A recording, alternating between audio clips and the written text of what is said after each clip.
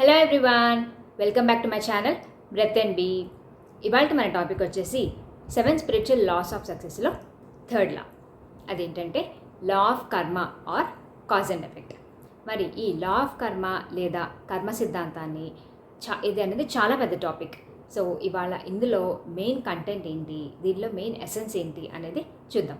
మన లైఫ్లో ఎప్పుడైనా ఏదైనా సెట్ బ్యాక్ వచ్చినప్పుడు లేదా ఏదైనా ప్రాబ్లమ్స్లో ఉన్నప్పుడు ఫస్ట్ మన ఇంట్లో వాళ్ళు కానీ చుట్టుపక్కల వాళ్ళు కానీ మనలో ఒక మాట అంటారు. ఏమంటారో గెస్ చేయండి. ఎస్, ఇదిని కర్మ అంటారు. మనం వెంటనే ఏమనుకుంటాము, వీళ్ళని ఎందుకు తిడుతున్నారు, నేనేం తప్పు చేశాను, ఎందుకు నన్ను ఇలా హర్ట్ చేస్తున్నారు అని బాధపడుతూ ఉంటాం. కానీ ఇక్కడ మనం అర్థం చేసుకోవాల్సింది ఏంటి అంటే, కర్మ అంటే తిట్టడం అని కాదు, కర్మ అంటే పని.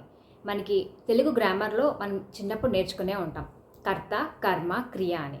అక్కడ కర్మ అంటే ఏంటి, పని అంటే వర్బ్ అని అర్థం.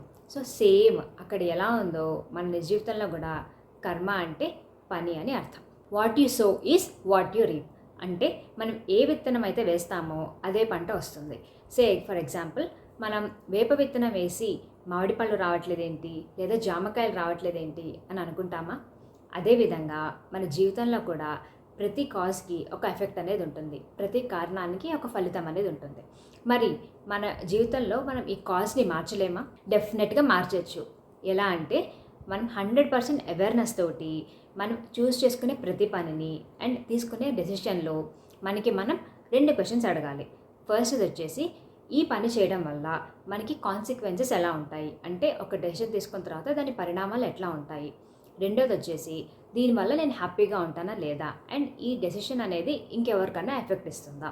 ఇలా ప్రతి దాంట్లో కూడా మనకి మనం క్వశ్చన్ చేసుకొని తీసుకుంటే కనుక డెఫినెట్గా మనం 100%గా అవేర్నెస్తో ఉంటాం. ఇక్కడ ఇంకొకటి అడగచ్చు, మరి పాస్ట్లో జరిగిన వాటికి అంటే ఆల్రెడీ కాజ్ ఉంటుంది కదా, మరి దాని నుంచి వచ్చే ఎఫెక్ట్ని ఇప్పుడు మనం మార్చలేమా, ఆర్ఎల్స్ ఇప్పుడు ఏమైనా చేయగలమా అంటే, దాని నుంచి మనం ఏమైనా నేర్చుకోగలమా ప్రజెంట్, బికాజ్ ఆల్రెడీ ఆ కాజ్ అనేది అయిపోయింది. సో ఎఫెక్ట్ అనేది కంపల్సరీగా మనం అనుభవించాల్సిందే. సో దాని నుంచి మనం ఏం నేర్చుకోవాలి అనేది ఫస్ట్ థింగ్ చూడాలి. రెండవది, అది అట్లా ఆ రకమైన సిచ్యువేషన్ మళ్ళీ రిపీట్ కాకుండా ఉండడానికి మనం ఏం చేయాలి అనేది, ఇవి 2 జాగ్రత్త పడాలి.